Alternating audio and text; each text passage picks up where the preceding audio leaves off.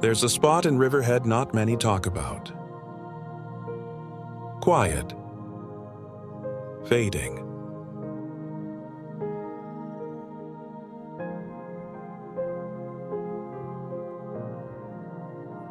Forgotten by most until you step onto Reeves Beach and start walking west. Then they appear, rising out of the sand, like ghosts from another time.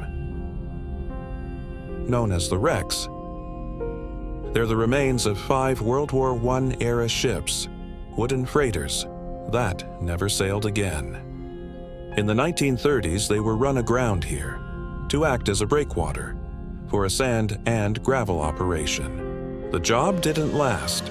Fires in the 40s took what time, and tide hadn't. Now, what's left is a kind of skeletal beauty. Weathered ribs and twisted frames, half buried in sand and memory. At low tide, they whisper, "You just have to listen."